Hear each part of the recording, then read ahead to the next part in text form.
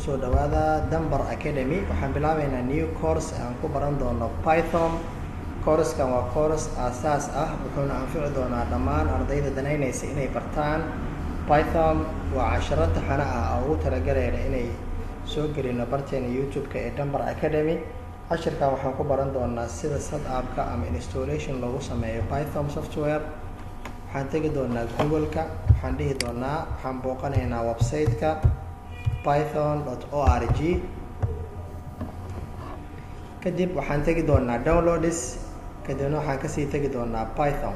Versionka Python hadda ay marayso muuqaalkan aan duubayno waa 3.10.7. waxaan dhahaynaa download.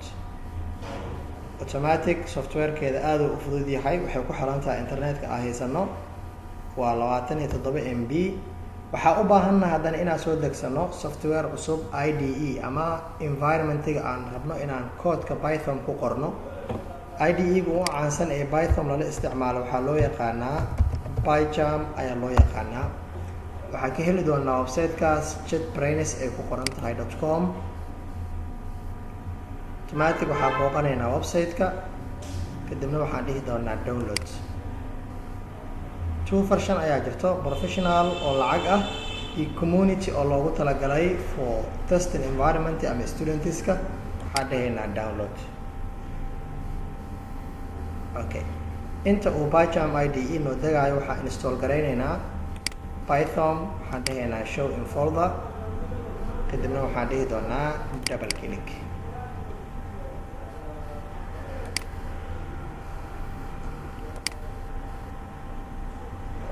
okay, mar walba ee noo soo baxo page-kan oo pop-up-ka confirmation-ka, before aanan install dhihin waxaa u baahannahay inaan check saarno check box-kaas ay ku qoran tahay add Python path. haddii aadan check saarin Python computerkaaga ma fahmi doono oo ma soo akhrisan doono. waxaan dhahaynaa check, kadibna waxaan dhihi doonaa install yes. aad ayuu u fudud yahay, si fududoona ku degi doonaa.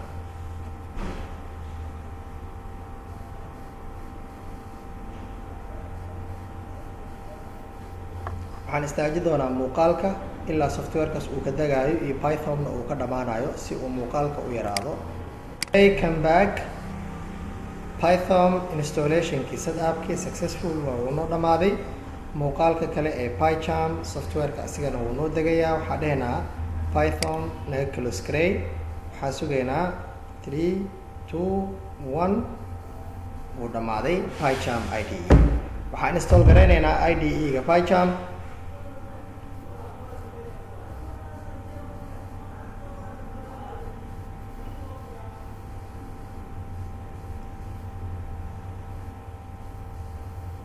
okay, double click.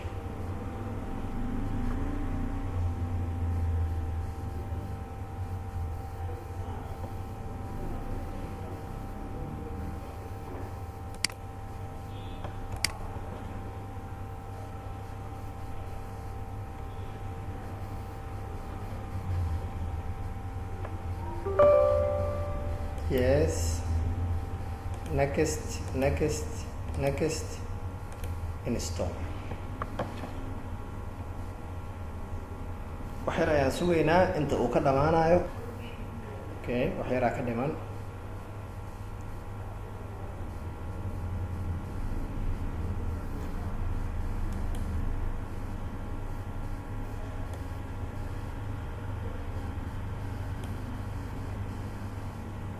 okay, downloadku u dhammaaday. waxaan dhahaynaa automatic noo soo kici PyCharm. waxaan iska xiraynaa browser-kan.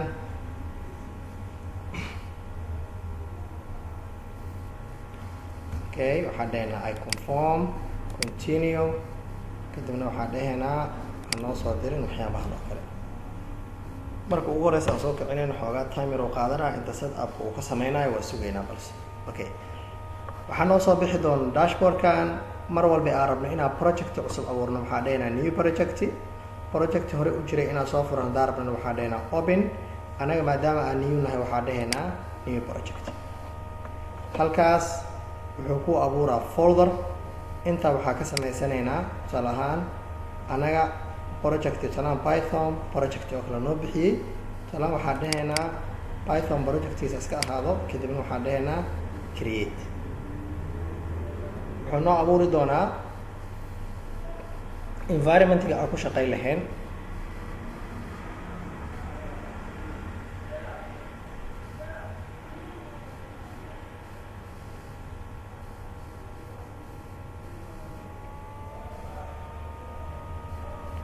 okay wuxuu noo diyaariyay environmentiga aan ku shaqayn lahayn naga tir waxaan dhahaynaa tusaale ahaan si aan u testi garayno waxaan dhihi doonaa print waxaan dhahaynaa print kadibna waxaan dhahaynaa welcome Dambar Academy. Okay si aan filekan u ran garayno filekan noo dooran hadda magaciisa waxaa la dhahaa main kadibna waxaan dhahaynaa run sidaa aragnaba filekeena ugu horeeyay ee Python waan ran garaynay halkaas ayaan ku joojinaynaa nakasta muuqaal insha Allah.